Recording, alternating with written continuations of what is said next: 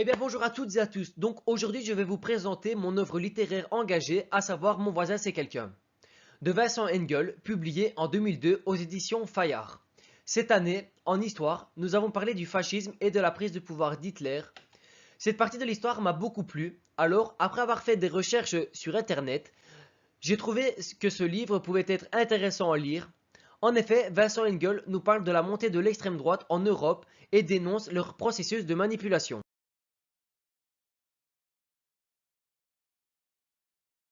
Maintenant passer au contexte de rédaction de l'œuvre. Donc tout d'abord, qui est Vincent Engel?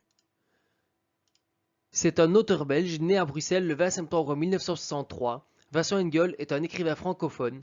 Il est issu d'une famille juive. Son père a beaucoup souffert d'avoir perdu sa famille dans les camps de concentration durant la Seconde Guerre mondiale.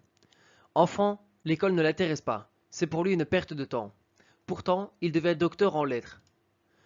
Auteur d'une vingtaine de romans, son domaine de prédilection fait souvent référence à l'histoire du XXe siècle et aux conditions de vie des Juifs dans les camps de concentration. En 2002, il publie Mon voisin c'est quelqu'un, sous le pseudo de Baptiste Morgan, pour oser dire et décrire les choses différemment. Il est également l'auteur de spectacles ainsi que de plusieurs pièces de théâtre. Il travaille avec la RTBF et le journal Le Soir en tant que chroniqueur politique et critique littéraire. Il y parle des ennemis intérieurs de la démocratie, notamment de l'extrême droite, du fascisme, mais aussi de la fascination que le fascisme exerce sur les gens.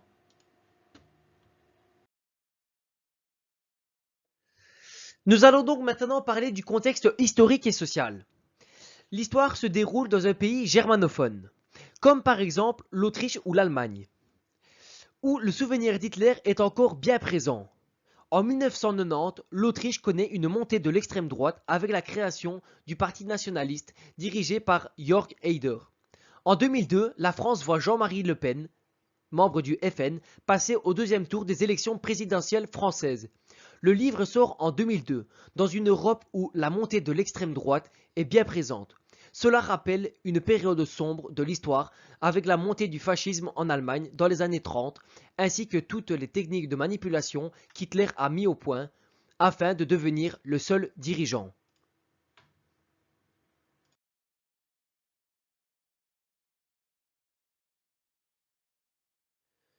Je vais donc maintenant vous faire un petit résumé de l'œuvre. Otto habite seul dans une petite bourgade. Rien ne le passionne, ni son commerce d'aquariophilie, ni ses discussions avec sa voisine Catherine.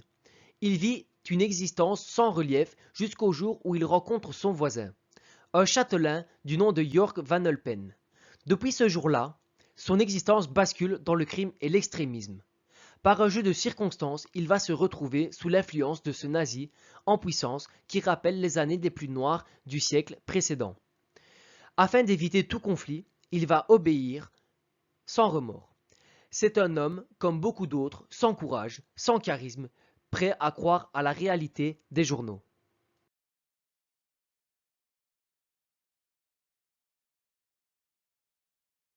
Passer à l'analyse de l'engagement de l'auteur.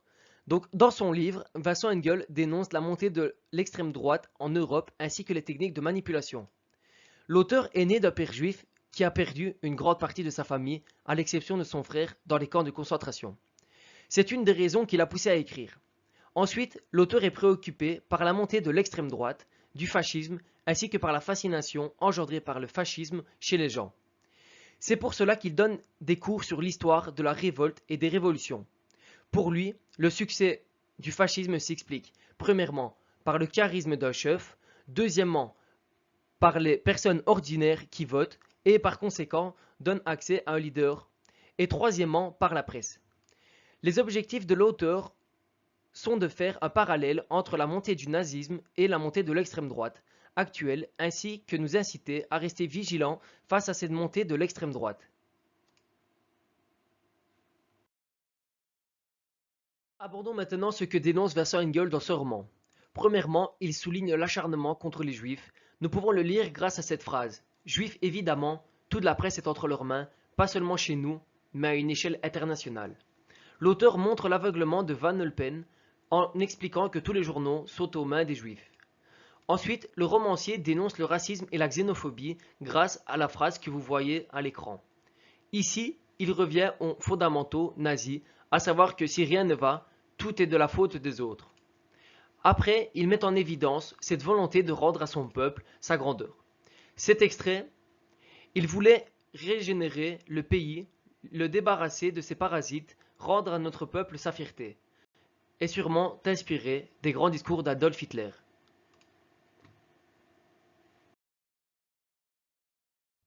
Ensuite, le chroniqueur veut sensibiliser contre les méfaits des médias par cette phrase.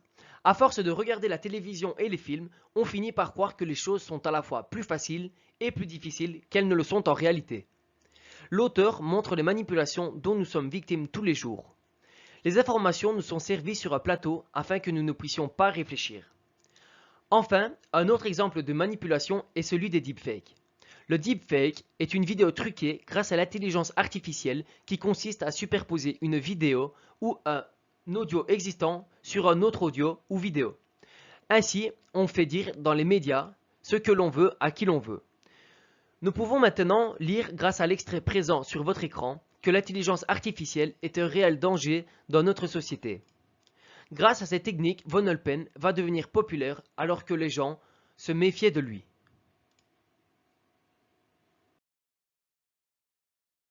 L'analyse du fond. Donc pour ce faire, nous aborderons les points suivants. Le titre, le nombre et les caractéristiques des personnages, l'ordre des événements, ainsi que l'imprécision spatiale et la fin de l'histoire. Nous allons analyser le titre « Mon voisin c'est quelqu'un ». Cette phrase peut être ambiguë. En effet, elle peut se lire de différentes façons. Nous pouvons adopter une lecture négative et comprendre « Mon voisin fait des bêtises, il n'est pas calme, c'est un bandit ». Par contre, la lecture positive peut vouloir dire qu'il s'agit de quelqu'un d'important. Une personne ayant brillamment réussi dans sa vie. Dans ce livre, Otto pense que Von Oppen est quelqu'un d'important, quelqu'un qui a réussi. Il incarne une figure importante et charismatique. Par contre, au fil de l'intrigue, Otto se rend compte que cette personnalité est peu fréquentable, voire nocive. Von Oppen est prêt à tout pour arriver à ses fins. Disons maintenant le nombre de personnages ainsi que leurs caractéristiques. Dans cette histoire, le narrateur est Otto, fils d'un père juif qui a collaboré avec les SS. Il est naïf, solitaire et indifférent. Il est indifférent et évite toutes les discussions à propos du passé. Il dispose d'une faible estime de lui, comme on peut lire dans la phrase « C'était bien normal qu'il ne me connaissait pas ». Lui, c'est quelqu'un, mais moi, je suis presque personne. D'ailleurs, je suis sûr que mon pavillon gâche la vue du château, à la page 8. Par conséquent, Otto est une personne facilement manipulable. Il est fasciné par son voisin, persuadé qu'il s'agit d'un homme extraordinaire. Il est une proie facile pour un extrémiste. Il va devenir l'homme de main de Jörg. Otto est tellement fasciné par Jörg qu'il fait tout ce qu'il lui demande sans se poser de questions. Comme quand Jörg lui demande de livrer un colis chez l'antiquaire Blumstein et qu'après, Otto peut lire que ce même magasin avait été cible d'une explosion peu de temps après son passage, comme vous pouvez le constater à la page 49.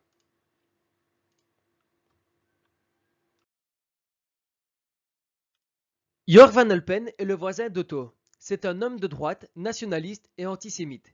Son nom fait référence au politique Jörg Haider, homme politique autrichien d'extrême droite dans les années 90. Son nom de famille Elpen est l'anagramme de Le Pen, homme politique français, membre du Front National. Jörg Von Oppen prononce des discours démagogues pour défendre sa cause, comme on peut le remarquer à la page 19. Notre pays a besoin que ces éléments les authentiques veillent à leur descendance, sinon, dans quelques générations, notre race sera abattardie.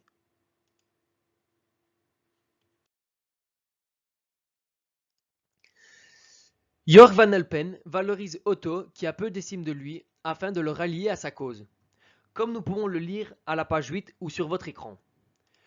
Jörg Van Oppen critique le gouvernement afin de le décrédibiliser aux yeux des citoyens, comme vous pouvez le lire à la page 8.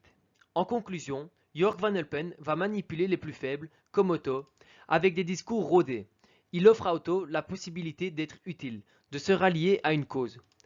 Grâce à ses discours, il fragilise le gouvernement en tête afin de conquérir les citoyens. Il n'hésitera pas à user la force afin de faire passer ses idées et afin d'affaiblir le camp adverse. Au fil de la lecture, nous pouvons observer une montée de la violence puisque Jörg Van Alpen finira par éliminer toutes les personnes sur son chemin, sauf celles comme Otto.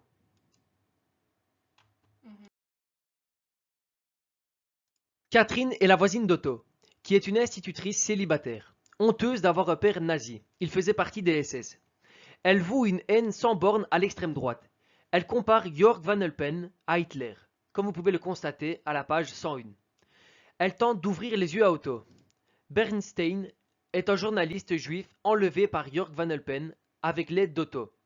Son image est utilisée pour publier des articles contre sa volonté, qui n'ont rien à voir avec ses opinions. Il n'a aucun ami politique. Il fait partie des journalistes de la tendance communiste qui est évidemment l'ennemi de la propagande nazie. Nous allons donc maintenant passer à l'ordre des événements. Donc dans un premier temps, Otto rencontre Von Alpen lors d'une balade sous la pluie. Ensuite, Otto était en possession d'une lettre appartenant à Von Alpen qu'il a ensuite jetée. Jörg Von Alpen s'interroge sur la localisation de cette lettre et Otto lui répond « Là où elle est, il ne peut rien lui arriver », comme vous pouvez le constater à la page 39. Jörg Von Alpen pense alors qu'Otto lui fait du chantage et lui propose de travailler pour lui. Otto passe à l'acte sous la pression de Von Alpen. Il délivre notamment une pizza piégée chez l'antiquaire Blumstein. Ensuite, il enlève les journalistes Bernstein. Divers attentats sont organisés afin de déstabiliser le gouvernement en place et les opposants de Von Alpen, grâce notamment aux nouvelles technologies audiovisuelles. Enfin, le journaliste Bernstein sera tué lors d'un meeting organisé par Von Alpen.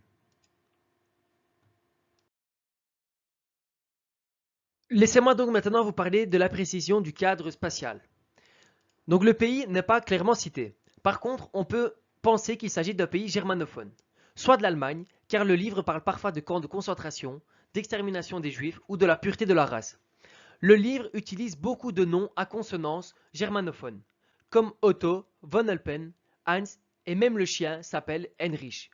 Hitler est même cité. Il se pourrait également que ce soit l'Autriche, car dans les années 2000, l'extrême droite s'y imposait grâce à un leader charismatique prénommé Jörg.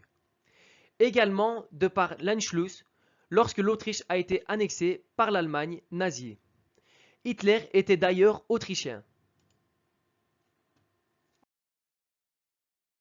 Négative, puisque Jörg Van Alpen est victorieux. Ce dernier tient un discours similaire à ceux d'Hitler. Grandeur de notre race, glorieux passé, etc. Il élimine toutes les personnes susceptibles de nuire à son objectif, comme Bernstein, Catherine et Rachel.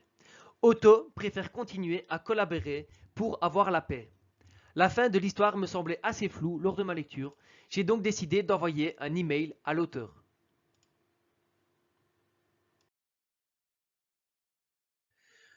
Vous retrouverez sa réponse sur son site et pouvez consulter le lien dans ma biographie. La fin repose sur une double temporalité, celle du présent avec les événements du meeting et celle qu'il a imaginée le lendemain grâce aux images virtuelles fabriquées. Nous allons donc maintenant aborder l'analyse de la forme grâce à l'illustration du livre, deuxièmement grâce aux champs lexicaux et aux figures de style, et troisièmement par l'impact de la narration en jeu.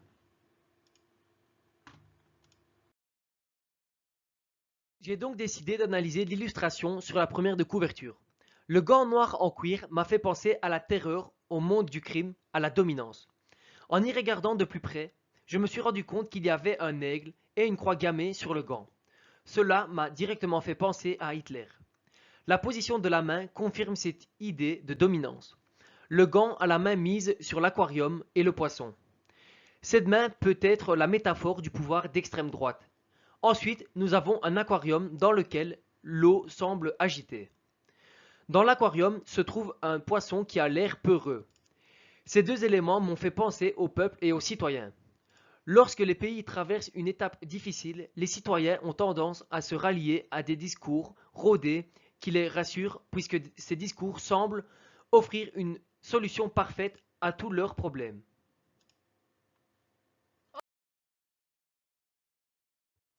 Le livre regorge également de champs lexicaux autour de l'aquarium avec notamment des métaphores. L'aquarium peut également faire penser à la télévision. Nous voyons le monde par le biais d'une vitre ou d'un écran. Cela souligne également les méfaits de la télévision. Les informations nous sont données sans le moindre effort et nous y croyons facilement. Le poisson est d'une part bête et donc facilement manipulable et par sa taille offre un avantage à ses détraqueurs. Dans l'aquarium, les poissons n'ont rien vu. Fait référence à la facilité de croire à des choses quand nous sommes affaiblis et enfermés sans recul nécessaire sur le monde extérieur. Comme plongé dans une vérité que les plus puissants et mal intentionnés véhiculent comme vraie, Jörg Van Alpen adore les personnes naïves comme Otto et souhaite remporter une grande majorité de voix, notamment dans la phrase « Il adorait les poissons » et « Il pensait depuis longtemps à installer un grand aquarium chez lui », à savoir qu'une grande partie de naïfs soutiennent ces idées. Prenez des poissons pas trop grands, très colorés, et veillez à ce que le décor rappelle notre pays. Dans cette phrase, Van Alpen souligne son nationalisme. Interne à la première personne du singulier, nous nous mettons dans la peau d'Otto, personne fragile avec peu d'estime de lui. Nous sommes en fait dans l'aquarium d'Otto. En tant que lecteur instruit, nous comprenons les stratagèmes mis en place par Jörg Van Alpen pour le rallier à sa cause. Nous comprenons que les leaders charismatiques profitent de la naïveté des gens qui sont dans la tourmente pour leur faire adopter plus facilement leurs idées extrêmes. Nous sommes arrivés à la conclusion. L'auteur raconte ce qu'il pourrait arriver si un parti extrémiste prenait le pouvoir dans notre pays. On ne peut que constater les similitudes avec la prise de pouvoir d'Hitler dans les années 30. Bien évidemment, et heureusement, il ne possédait pas des moyens télévisuels de notre époque. Nous devons être vigilants et prendre au sérieux les dérives de ces fous. Nous souhaitons parfois une vie tranquille, feutrée et à l'abri des conflits, mais comme le cite l'auteur, une nation endormie qui se réveille un matin avec un goût amer en bouche. Soyons prêts à affronter les fantômes du passé qui peuvent ressurgir à tout moment. Ils ont évolué, leurs moyens plus technologiques, leurs discours plus accélérés. Personnellement, grâce à ce livre, j'ai pu faire un parallèle sur le cours d'histoire et ouvrir les yeux sur les atrocités des années hitlériennes. Si je dois faire un parallèle avec l'actualité, je retiendrai ce mot, télémination. Ce nom qui n'existe pas, une forme contractée entre télévision et extermination, symbolise les dangers des médias télévisuels. Aujourd'hui, plus que jamais, la crise sanitaire actuelle nous oblige à redoubler de vigilance sur les informations qui nous sont données dans les médias. L'importance, en tant que citoyen responsable, est de garder notre esprit critique. Merci de m'avoir écouté. Vous trouverez la bibliographie à la fin de cette vidéo ou dans ma biographie YouTube.